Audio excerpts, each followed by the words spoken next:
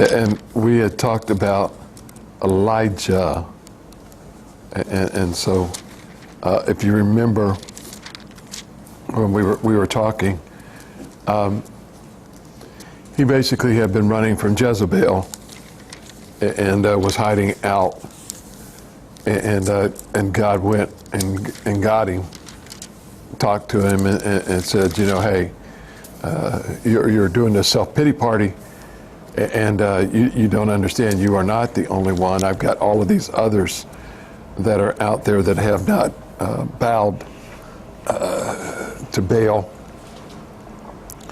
And so he basically let him look and see the army that he had to fight the battle for him. And then so the other aspect of it was, he said, now your role is basically over, and so you now are going to hand your mantle over to a young man by the name of Elisha. And so that's where we come to tonight, is the guy that's going to take over Elijah's place, which is Elisha, which is in 2 Kings chapter 4. And so what happens is that in between where we were at and where we're at now, is Elisha has what is called a double anointing from God to be able to carry on. And so when you look at 2 Kings chapter 4, in the very beginning, you're going to notice a similarity here, where it says that one of the wives of the son of the prophets cried out to Elisha. And he says, your servant, or my husband, has died.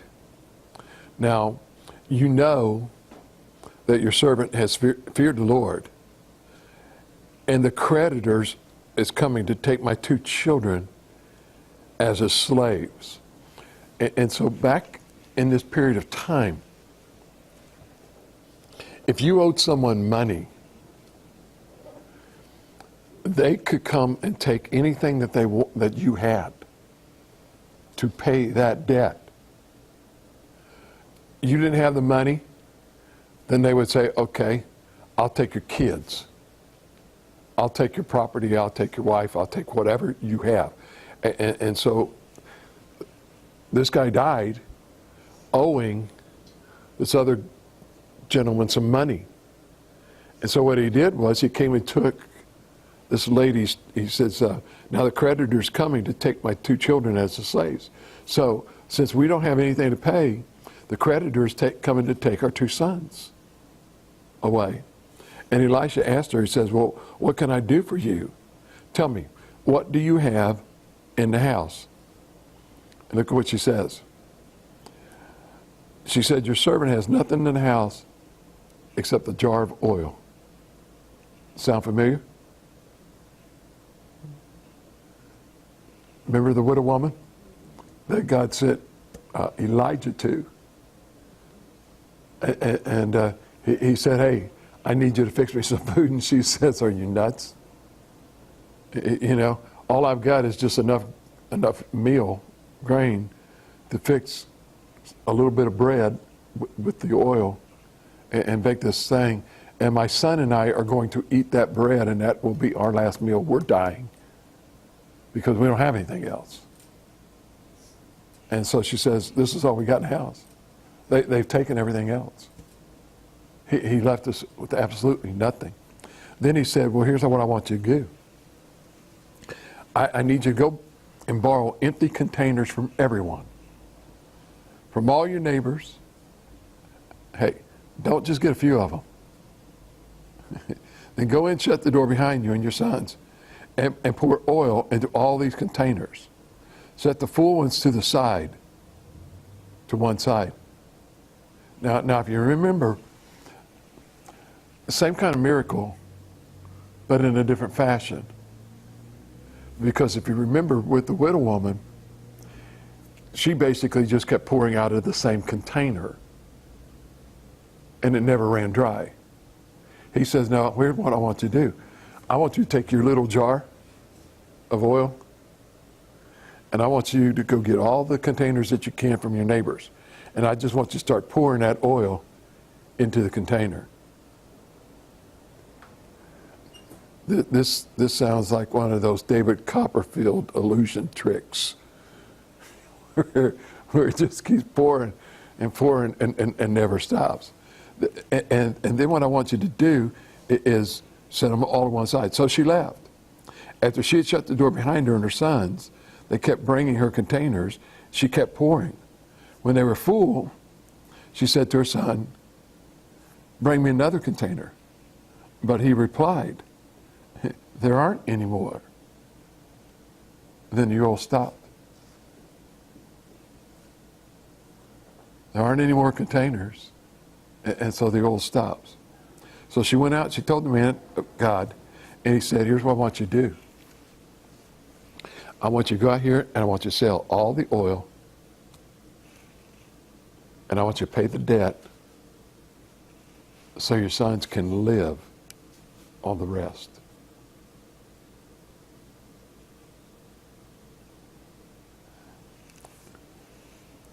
She also thought her sons were going to die or be taken away from her. God provided a method in which she could actually pay the debt for her sons. Out of a little jar of oil, she was able, she was able to do this. And so what you end up finding is that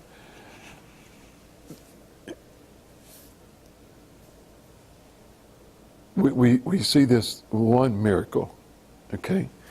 And so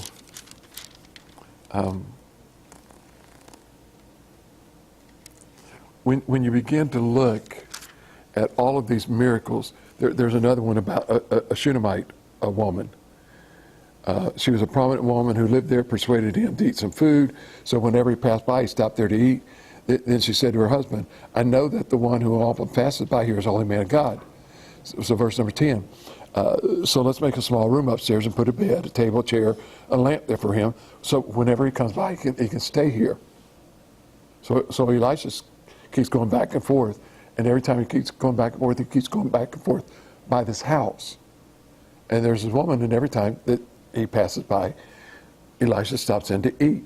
And she says, listen, he's been going by here so much, why don't we just give him a room? He's stopping by, and quite often, so let's just go ahead and get him a room.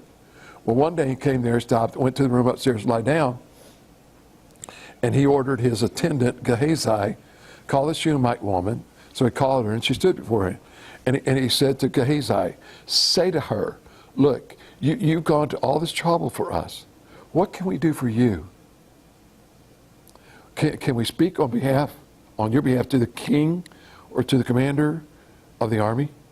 She said, listen, I'm living among my own people. So he asked, then what should be done for her? Gehazi answered, well, she has no son, and her husband is old, so she's barren. We're doing an Abraham Sarah story here. Okay? Call her, Elisha said. So Gehazi called her, stood in the doorway. Elisha said, at this time next year, you will have a son in your arms.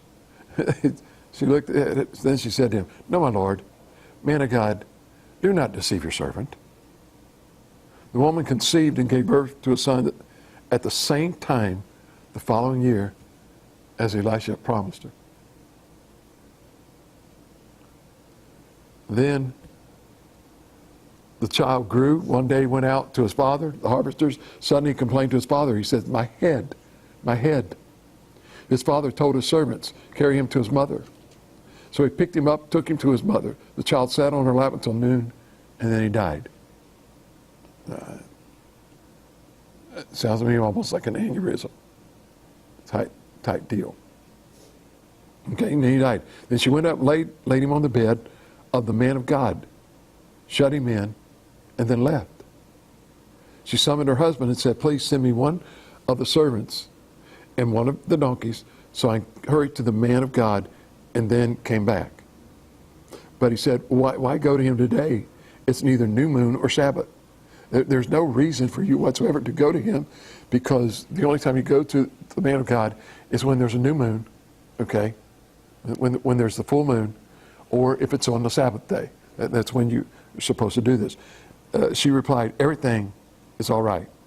Then she saddled the donkey, said to her servant, hurry, don't slow the pace for me unless I tell you. So she set out and went to the man of God at Mount Carmel. When the man of God saw her at a distance, he ran to us, attended to Gehazi. Look, there's the Shunammite woman. Run out to meet her and ask, are you all right? Is your husband all right? Is your son all right? And she answered, everything's all right. When she came up to the man of God at the mountain, she clung to his feet. Gehazi came to push her away, but the man of God said, leave her alone. She is in severe anguish, and the Lord has hidden it from me. He hasn't told me. Then she said, did I ask my Lord for a son? Didn't I say, do not deceive me? I asked you for a son. You told me that I was going to have a son. And because I didn't want you deceiving me. I want you to tell me the truth. And so Elisha said to Gehazi, tuck your mantle under your belt, take my staff with you and go. If you meet anyone, don't stop to greet him. If a man greets you, don't answer him.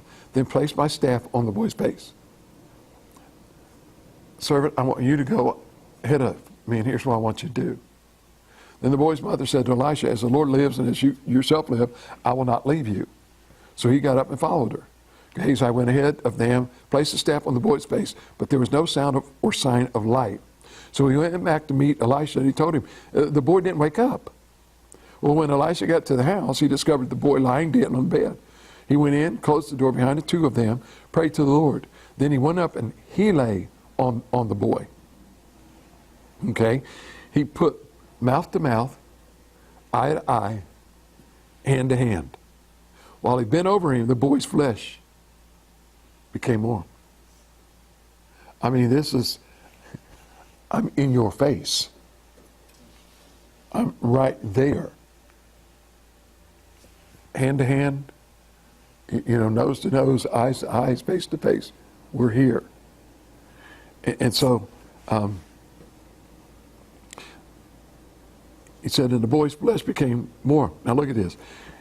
Elisha got up, went to the house, paced back and forth. Then he went up and bent down over him, and the boy sneezed 7 times and opened his eyes. I have no idea what that means.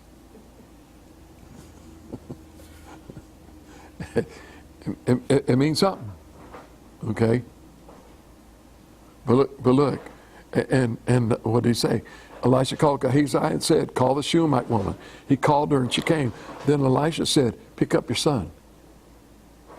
She came, fell at his feet, and bowed to the ground, and she picked up her son and left. We're seeing miracle after miracle after miracle. Let's keep going. Verse number 38. When Elisha returned to Gilgal, there was a famine in the land. The sons of the prophets were sitting at his feet. He said to his attendant, Gehazi, okay, put on the large pot, make stew for the sons of the prophets. One went out to the field to gather herbs, found a wild vine, from which he gathered as many wild gourds as his garment would hold. Then he came back, cut them up into a pot of stew, but they were unaware of what they were. They served some for the men to eat, but when they ate the stew, they ate out. There's death in the pot, men of God, and they were unable to eat it. Then Elisha said, get some meal. He threw it into the pot and said, serve it for the people to eat. And there was nothing bad in the pot. Moral of the story, if you think you're going to get food poisoning from what you're eating, throw some meal into it. Or mayonnaise.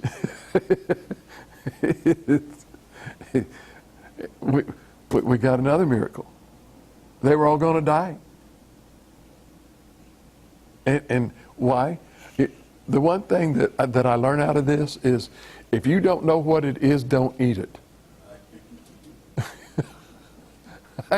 I told my mom that all the time. She says, "You're going to eat this?" I said, "I don't know what it is." And in the Bible, they picked stuff that was bad and they ate it and they didn't know what it was and they were going to die.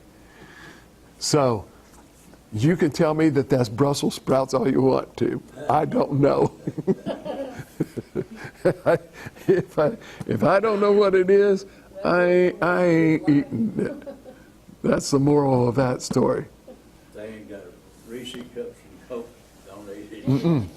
And if that stuff looks back at you, that's when you definitely don't want to eat it. I do not like sushi. Here we go. And, the last one here. A man from Baal-Shehah came to the man of God with a sack full of 20 loaves of barley bread from the first bread of the harvest.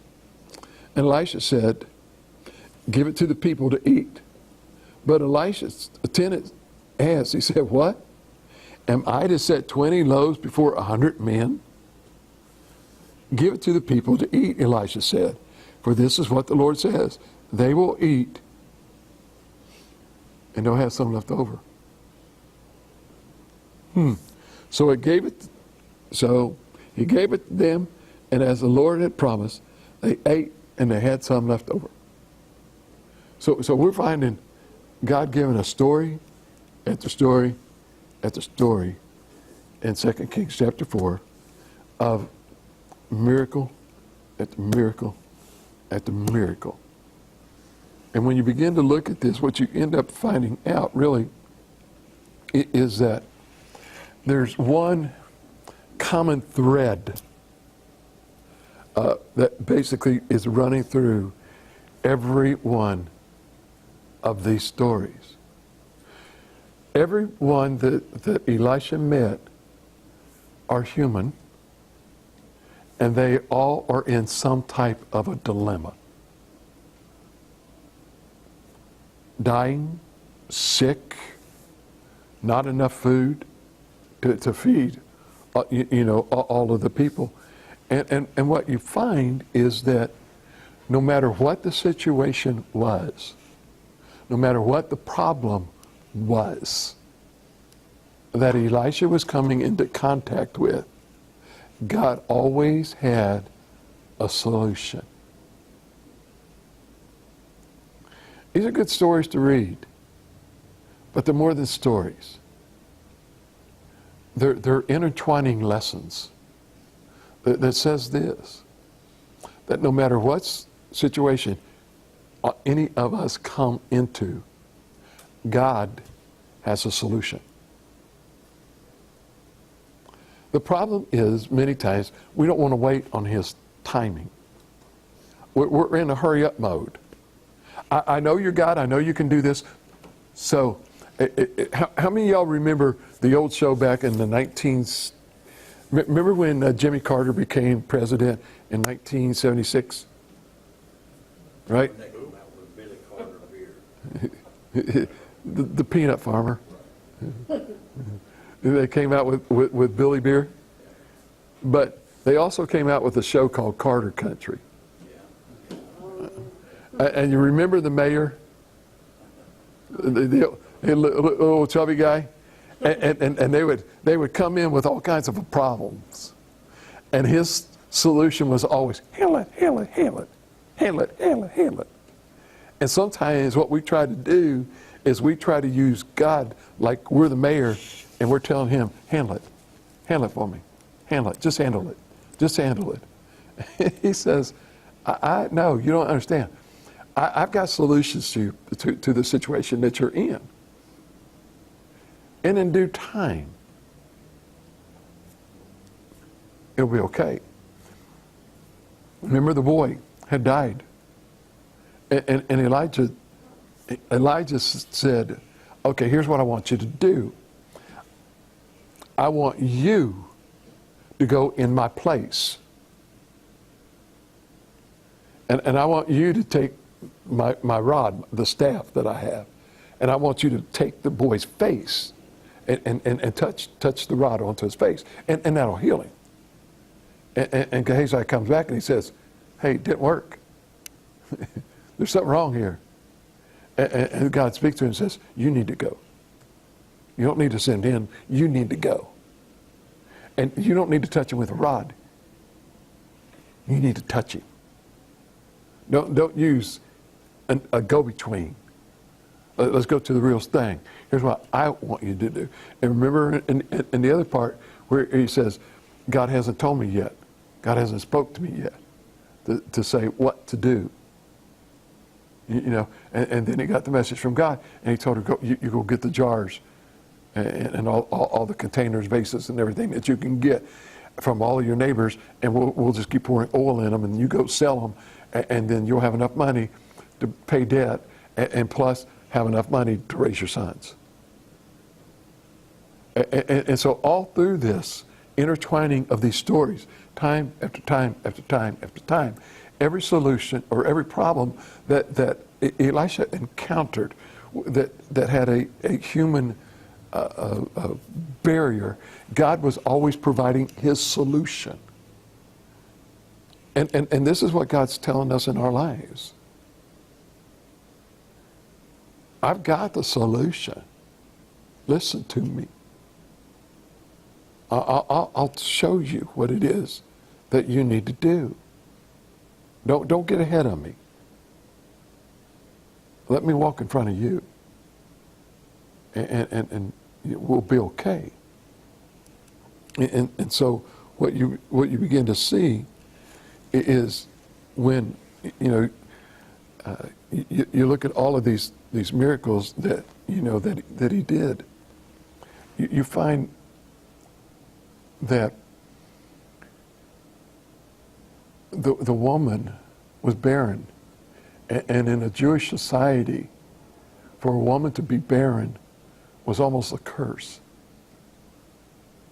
because you were not able to carry on the name, the family name. And no, you got married and you were going to have children because the family name needs to continue on.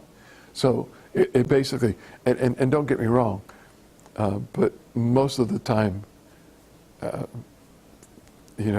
they wanted boys to be able to make that name, more. And so they're doing this.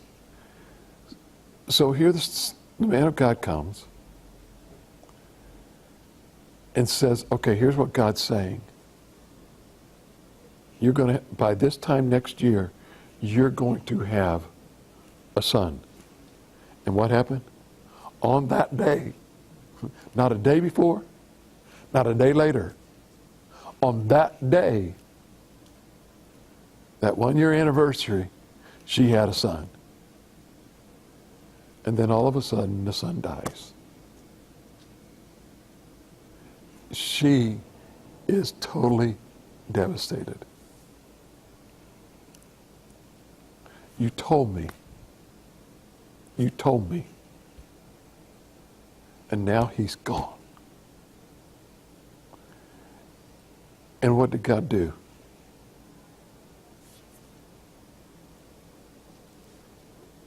He raised up the son. Why? This is one of the things that people don't get. God is a God of love. That's just unmistakable. But God is also, and not just a God of love, he's a God of compassion. That when you and I are hurting, he feels the pain.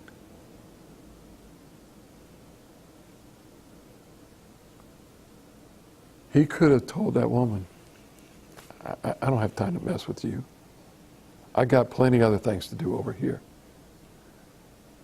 But you look at it, he took time for this one lady, which to God was the most important thing at that moment.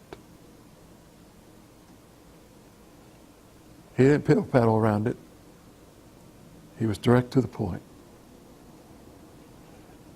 And he had compassion on her and brought back her son. And sometimes, I know we hurt. And there are some times that I know that things just aren't going right. And you feel like your whole world's just caved in. And you cry out to God, I just don't understand where you're at. I keep crying to you. I keep crying to you at nights. I'm not getting anywhere here. And you'll hear people sometimes say, you should just leave him alone. He's already responded with his answer. No.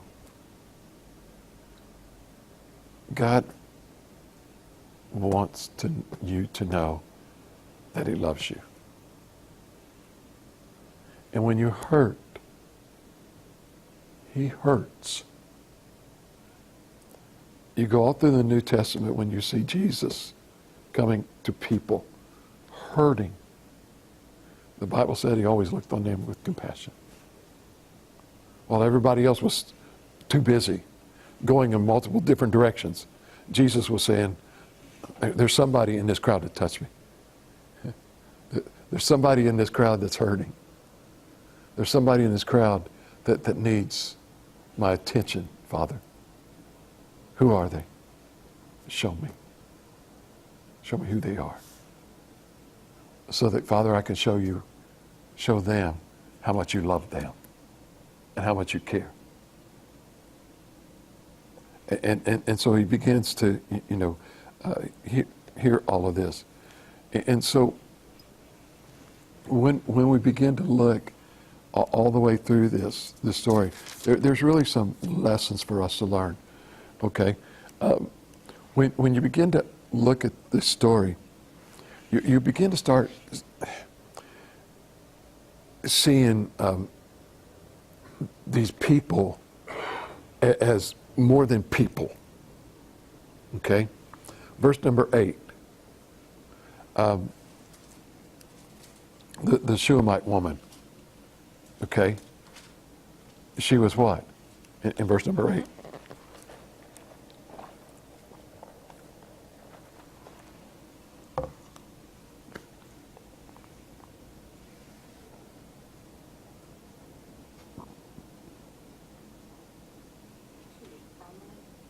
She was a prominent woman, which means what?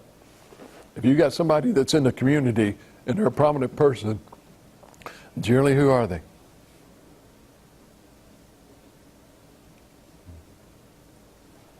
The janitor at the school? Huh? Generally, they've got some money. Remember a lot of times, oh mercy, how many of y'all know about Hamilton, Ohio? Everybody here, except Brian. You know where it's at? Okay. All right. Okay. In Hamilton, Ohio, there is a river that separates the east side from the west side. Okay.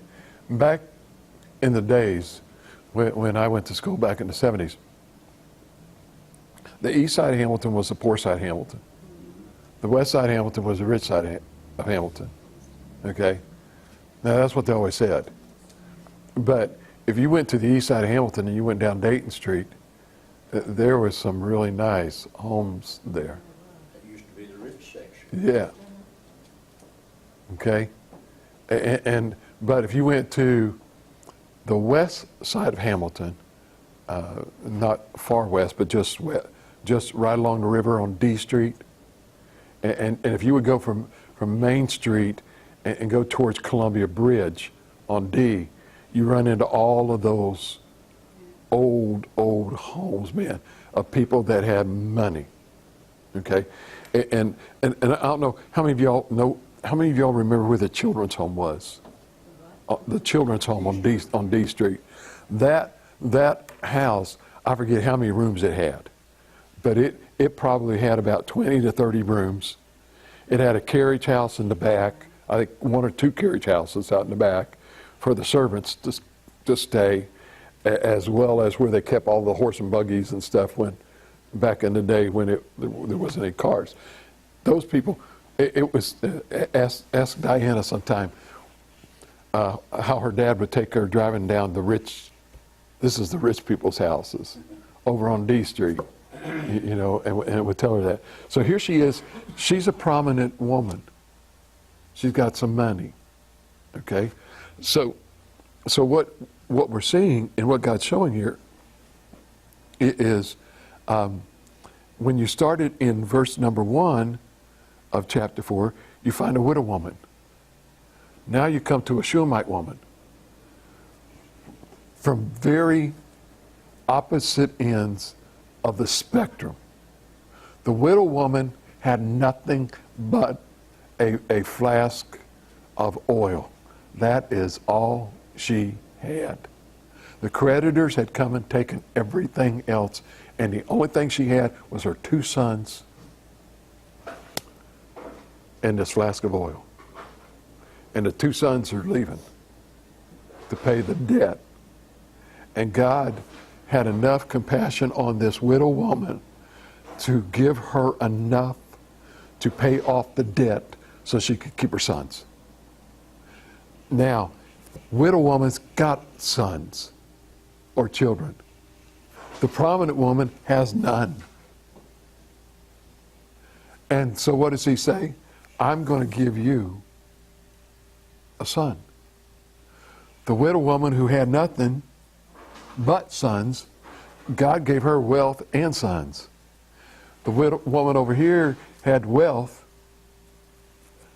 and he gave her the son. So she also has wealth and a son. And God is looking at one side, and it didn't matter that this one was poor and this one was rich.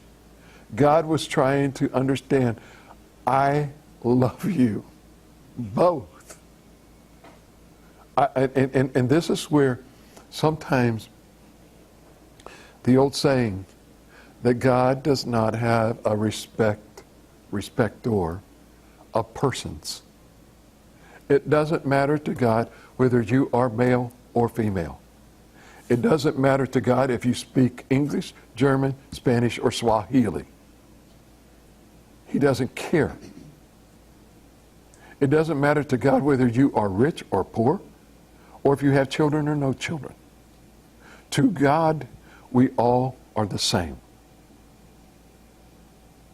We're all the same. And he cares about each of us the same. No more, no less. I got a question. Does God treat everybody the same? Mm-hmm. Because I was having somebody tell me that they read it as God, they were saying God doesn't treat everybody the same. It's not true. The problem that people look at is, most people want to look at, and this was the Jewish people, their total custom. If you remember in the book of Job, Job had a lot of money. And as a matter of fact, if you go back and really read, Job was the richest man on the earth. And actually, the story of Job, it was actually predates Abraham, I believe, if I'm right. The Bible is not in chronological order, okay? And if you ever want to read the Bible in chronological order, I've got a chronological Bible in my office, and you can't make heads or tails out of it. Because one, you may have one verse coming out of Genesis, and the next verse may come out of Malachi. It's just all funky. And so read that sucker through in a year. I want to give that to somebody sometime for a reading plan. You want to talk about coming back messed up. So anyway, in the Jewish custom was, if you were rich, God favored you more and had favor on you. And if you got sick, is mad at you. And if you remember, when Job had gotten word that he lost everything, he had lost his servants, his oxen, his cattle, his sheep, everything, and then he lost all of his children. And the only thing that Job basically had left was his wife and the clothes on his back and the house he was in. That's it. Everything else was totally destroyed. And remember what his friends came to be with him. While he's going through this dilemma and hurting, they wanted to be right there with him. And they didn't say a word. And may I say this to you? There are some times when someone is grieving, it's best to keep your mouth shut. Because a lot of times you may say the wrong thing. Okay? It's like me trying to tell you that I know how you feel. I ain't got a clue how you feel. We may have had the same experience, but the feelings are not the same. We're totally two different individuals. I can understand the situation. That I can understand. But I can't understand the emotions and the pain and the suffering.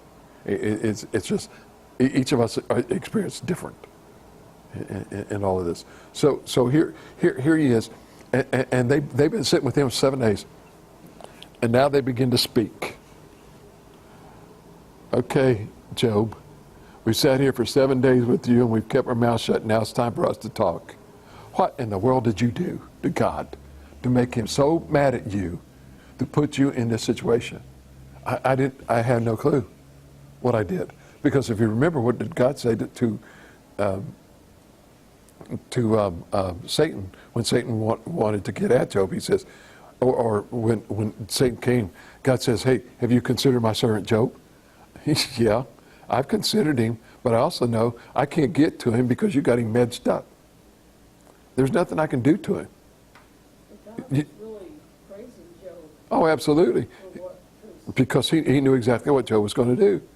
And may I say this to y'all? When Satan comes to God to ask permission, okay, to tempt you, he has to go to God. He cannot do anything to you that God doesn't allow. Okay? And the reason that God allows it isn't for you to be a failure. It is for you to be a success. 2 reasons. Number 1 is for your growth. Number 2, I'm telling you that I'm God and you're not Satan. I know my children. You don't. They don't belong to you. They belong to me. And it's God, one more time, snubbing it into Satan's face that I control your destiny. I don't care what you think, and I don't care how you got everybody hoodwinked. I am still in control. And I am not coming off the throne and giving you any of this stuff. Your days are numbered. Your powers are limited. And so anyway, so when people say that, God favors other people, that is not true. Okay? I hear people all the time and pray to God, and let me hit the lottery. Okay? If you'll let me hit the lottery, you don't understand. I've read this stuff in the newspaper, how Shalom's going to have more people in Middletown that are homeless than they did last year. I can actually help pay for all of those homeless people. And I'll give the money so that they'll be okay. And what happens? They win the lottery. The homeless people stay homeless. Because most of the time the money doesn't go there. And may I say this to you, you need to read the book that's out there where they actually, it's not just a book, it's a documentary that they have written that have followed the lives of people who have won the lottery and come back and followed them later on they are totally messed up. And there are some that will tell you that was not a blessing but a curse. And may I say to you that God knows how much we can handle. And I keep telling God, we need to agree on that figure. And it needs to be raised a little bit. And he keeps telling me, you just need to go back and do what I tell you to do. Okay. And so what we're talking about is that suffering doesn't care whether you're male or female. Suffering doesn't care whether you're young or old. Suffering doesn't care whether you're rich or poor. And that's when we understand that God is not a respecter of persons. Suffering is going to happen to all of us. Why? It happened to Jesus. You think you're better than him? I don't. That's why Paul says, I count it a blessing to suffer with Christ. Honest, I get to the point sometimes when I basically will say to Satan, bring it on, bro. you up for a fight? I'm feeling pretty good today. I think God's got this one. And sometimes it's, I don't know. Sometimes you hear people say, boy, I really would like to see a good fight. Not me, man. I won't be in it. I do not want to be a bystander when Satan or God lays the boom on Satan in my life. I want to be right there swinging. And Throw him out, right? give me the privilege, the knockout punch. And sometimes we just we just don't get to see this. We don't understand this. We don't feel all of these things. Now, when you begin to look at the Shunammite woman, the son who died showed no signs whatsoever. Didn't show any signs of sickness. They just said he was out there, probably a kid playing. You're saying here that his head hurt? Yeah. Yeah. He goes to his dad and he says, my head hurts. That is the first sign of that child being sick. And he died. There were no warning signals. None. Period. And so now he dies. And she goes to Elisha. And she begins to cry out. But not just cry out.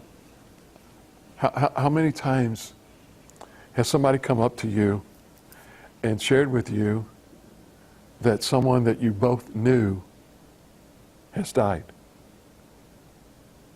And you say to them, I just talked to him yesterday. I just saw him this morning.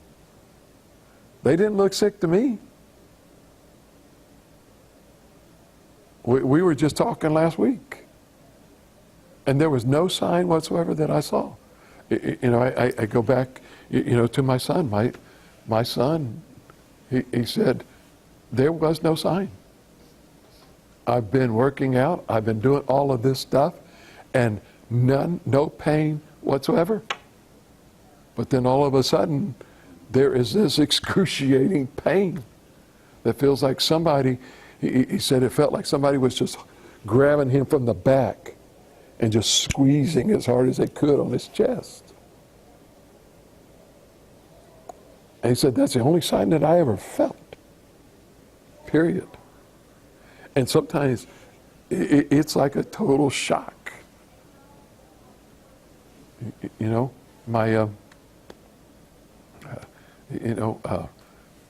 Sometimes people don't realize, if you've got children, don't become a pastor. Satan loves to attack your kids. The first one was my daughter. Okay, all we knew was she had headaches. All we knew was when she came in from a very dark room in her bedroom, because she couldn't sleep with any light, and so we had to try to get it as dark as we could in there. And I mean, if you walked in there, you weren't seeing anything in front of you. But we had the darkening blinds, everything, man. It was just totally dark in there at night so she could sleep. And then when she would come out of the bedroom and come downstairs into the kitchen, where Diana likes for it to be like Las Vegas lit up, you can see everything. We would see just a rolling of the eyes, and it would affect. It's the only thing we knew. She complained of headaches on a Tuesday. We take her to the doctor. The doctor tells us she has an ear infection. We take her back to the doctor on Friday and saw the other doctor, which we really liked, the pediatrician. And he comes back and says, I don't know what's wrong with her, but there's something wrong with her. And we've got to find out what. And come to find out, yes, she had headaches because all the spinal fluid was basically being retained in the brain, and she had hydroencephalus, because your brain can only absorb, it's a sponge, and can only absorb so much liquid. And as it absorbs the liquid, it has no place to go. And when it begins to start swelling to the point trying to crush in the skull, it is a pain like no other. And she'd tell you that. And the doctor told us if we had left on Saturday like we had planned and had reservations and everything, she would have never made it because of the air pressure and everything. Flying, she would have died. So I got two children that basically really should not be alive. But God has interceded. And if they would told us, it was total shock. We have no clue about this. And so I can relate to what this woman's doing, in a total shock with her child dying. How did they help Charlie? How? How did they help her? Oh, Charlie? They actually went in on Saturday, and they actually put in 2 shunts, one on both sides, to actually drain some of the fluid out. And they did that on Saturday, and then on Monday morning, they actually had to go in because the brain is here, and the spinal column is here. And what happened was it's called a colloid cyst of the third ventricle, which is right here at the spinal. Then they actually have to take the cranium and cut it open to basically move the brain out in a way, out of position, so they can reach up underneath there. And they have to do some severing between the left side and the right side of the brain. And the sad part about it was the part that was swelling here was actually the part of the brain that controlled her short-term memory. And she was between her freshman and sophomore year in high school. So she still had 3 more years of high school that we had to get her through. And so I had to learn all kinds of stuff all over again. And I spent, God just blessed me with a job that they let me take off to go early. They let me go in early so I could leave early, so I could sit down with her teachers and help get her lessons and everything, and help her get through those 3 years. And actually got her through almost 2 years at Wright State. And again, she gets a job, and this is what is so phenomenal. When the short-term memory's gone, but she got a job as a quality assurance tech at Medco. Okay? And so when we would go to the doctor, and the doctor would prescribe a medication for us, she would tell us, you don't want to take this medicine because it will counterbalance or counteract this medication that you're already on. You need to go back and tell your doctor to give you this other medicine. Duh. And so if you had a prescription that went in, and she was looking at your prescriptions to basically say, no, you shouldn't be taking this prescription. You know, so yeah, it's just, you know, it's just phenomenal. I see these things and I understand. Okay, but she starts crying out to him and she says, listen, didn't I tell you I wanted a son? You know, and don't raise my hopes. You know, there are a lot of times, and I know that at this point in time with all of us in here, every one of us have experienced a death of some sort. That to us, it was a tragedy. It was something totally out of the blue, unexpected. And it's, how do I deal with it, God? How do I even relate, you know, to this? And you know, it's, there are some times that you think you're prepared for it, and it happens, and you're still not there. It's still a tragedy. It's still a disbelief. You know, I follow the news a lot, and part of that is because I get tired of watching Andy Griffith reruns and all the westerns and stuff, and then I'll watch the news for a little bit, and then I'll watch something else, you know, out there to kind of help me. But it was. I don't know if you've been following the case down in Texas, I believe it was. There was a mother driving a car, and she had her two daughters in the car with her. One was 7 years old, and the other one, I forget exactly how old it was. And this person shot into the car and killed the 7-year-old. And they were looking for this individual that shot the 7-year-old because it kept going. They've arrested the person.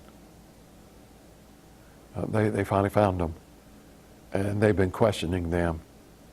And you know what they told them? We shot the wrong car. Shot the wrong car. We shot the wrong car.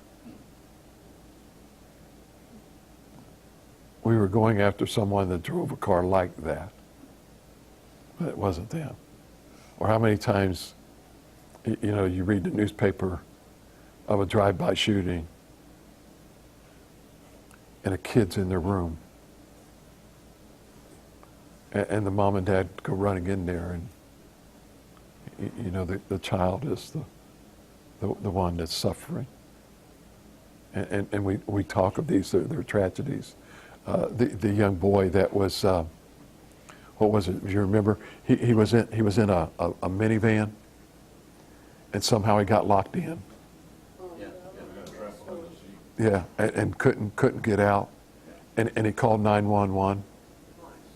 Yeah, and they were right there, and they couldn't find him. You know, and now all of a sudden, you know, people are okay, what can we do to make sure this never happens again? Because that should have never happened in the first place.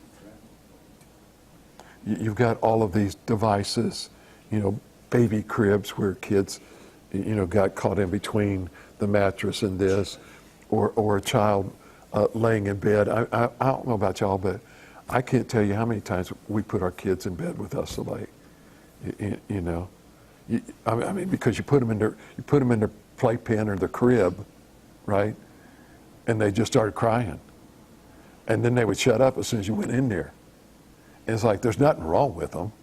They just want you and to be next to you. So, okay, fine, you want to be next to me, then we'll go ahead and prop up some pillows and put you, here, and you're going to lay next to us. And we never, ever had a child die. But all of a sudden, man, there's a bunch of people whose children, I can just imagine, I can imagine just the devastation of having to face that tragedy. And so sometimes we think we know how we're going to feel. We think we know it's coming, but when it hits us, we have no clue. And what I say that is this, because when that hits you, you got to understand you got a God that loves you and cares and is still compassionate, even though we think we're ready and it hits and we're not ready. I guess those little girls down there in Florida, in that crash with that tanker. Yeah. Those Right underneath the tanker, and it caught on fire and burned. that the 5 kids going to Disneyland in a church bus. A lot of people are starting to say don't take church buses and vacations because there's a lot of them that are having problems. Okay. And so if we understand that God is compassion, then there's an answer here that sometimes we're looking for, and it's right in front of us, but we don't understand, and we don't use it. And that is this: whenever you're hurting, in which you will, you can always take that issue to God. And God is always here to listen. He's not shunning you and not turning you away. He's there. He was doing this to the woman. You begin to see all of these things. And if you got your Bibles, go to 1 Peter chapter 5, verse 17, or verse 7. 1 Peter chapter 5, verse number 7.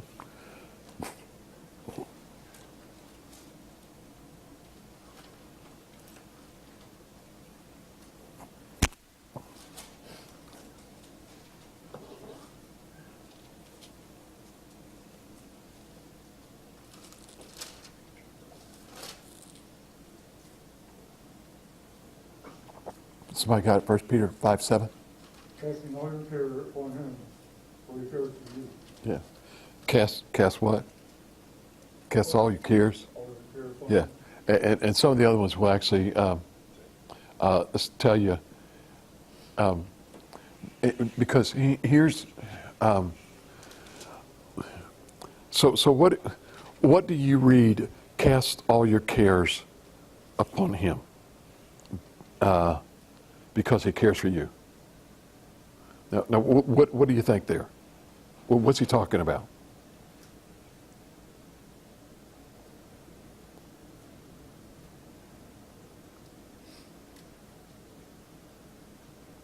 Okay, let me give you another translation of the word from a different. Let me give you another example of the word from another translation. I cannot tell you how many people that I've been running into who are suffering anxiety.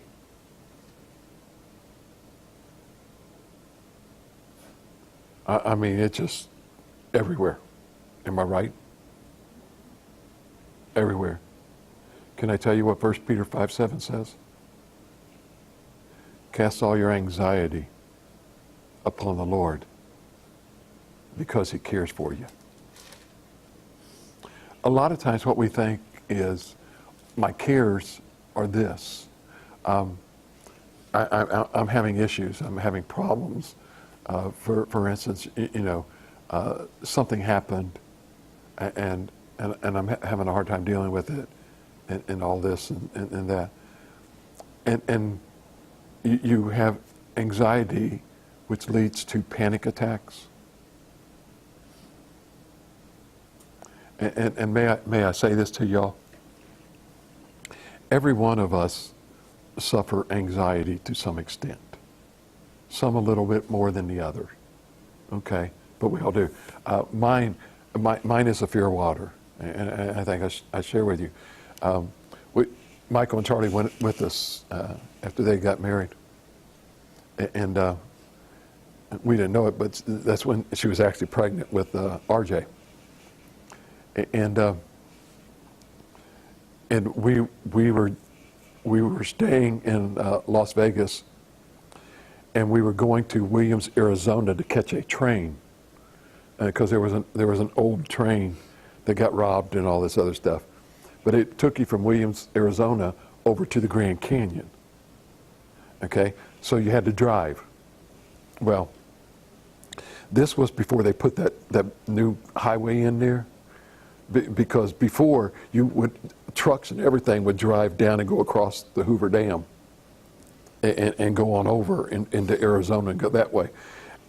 And the reason was because the other route that they took was I forget how many miles out of the way, and they were burning fuel and time to move that stuff, and so they were going the other way.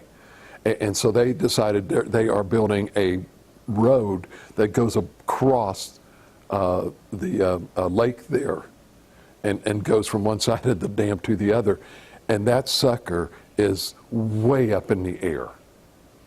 And it is one of those that is a suspension. It doesn't have any pillars. And if anybody knows anything about lakes in the mountains, there is wind. And that wind comes down through there between the mountains, and that bridge is swaying. And so we were going, and I won't drive over it, but I went across it in a bus, and I was praying every way. You know. But anyway, we were driving. It was early in the morning that we had to leave. I was fine driving over because I wasn't able to see the water, didn't really know. I just knew I had to go across, and I did that. But coming back, I knew what was there. It was still dark. And the closer I get to it, the more I'm holding on. And Diana is sitting in the front seat. She says, "Are you okay?" "I'm fine. Don't talk to me." "I'm fine. Don't talk to me." I'm still miles away, but I know that thing is coming up. I'm holding on to that steering wheel with everything I got, and I got to a point that I just had to pull off. It was just no way. And she said, "What are you doing?" I said, "I can't drive this car across that bridge." And I said, "Michael, you're going to have to drive it. I can't." That was probably the worst mistake I ever made. But it's like I'm in the back seat, and I'm still praying every which way, because the one fear that I have in my life is drowning, is dying of drowning. Just have no clue, but that's just my fear. And so when I get close to water, a lot of times, it's like I told Diana, we're on the ship, and she says, "Why won't you come over here?" And I said, "Because every time I get close, it's almost like it's like drawing you." And I said, "As long as I stay away from there, I'm okay." But when I get there, now I'm fine in port, but it's when out of port that I have the issue. And so we all do. We all suffer with some type of anxiety in life, in our lives. But what God says is this: "Give me your anxieties. Give me your cares. I'll take care of them for you." And I'm beginning to learn more and more. I got to do this because I can't. You know, I can't. I can't handle these things. Because why? Just like God delivered that woman from her suffering because of his compassion. May I say this to you? God will deliver you the same way. He's the same God. Operates the same way towards all people. And this is what he means by he's not a respecter of persons. He cares. No matter what it is, no matter at what level it is, whether somebody asks you on a scale from 1 to 10, how do you rate it? And you say 15, he's got it. Or you may say 2, he's got it. I don't care what the scale is. He's got it. And that's what he begins to say. Okay? And so if I really want to understand the ultimate display of God's compassion, I look to Jesus. Because God sent him to die on the cross so that you and I could come back to the relationship that God wanted in the first place. And understanding a Father that loves you no matter what. Hello, this is Pastor Chuck Cotton from Calvary Baptist Church. First of all, I'd like to say thank you very much for taking the time out to either listen to our sermon or to watch it on video. We are grateful that you've actually taken the time and hope and pray that it has been a blessing to you as it was to us as we delivered it to our congregation. We ask if you have any questions whatsoever that you email us at pastorchuck@calvarybaptistmiddletown.org, or you could come in and give us a phone call, if you would please, at area code 513-423-7251. I'd like to take this opportunity to also invite you to come to our church and visit us, if you would please. We actually have small groups on Sunday morning starting at 9:30, with our morning worship following at 10:45. Prior to our morning small groups, we also provide donuts with coffee, milk, orange juice, a time for fellowship, get to know each other, have a good time before we actually break out into our small groups for Sunday. Our worship services are uplifting, they're fast moving, and everything in our service is just a fast pace.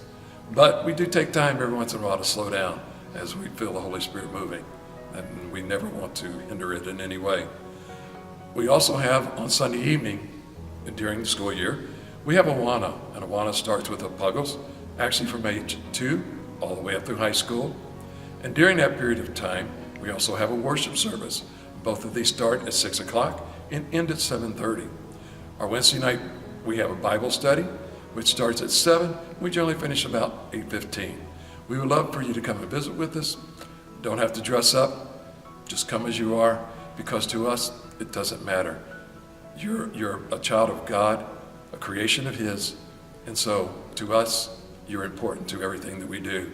Our motto here is building the kingdom one life at a time, and we hope that we have a chance to visit with you, get to know you as you get to know us.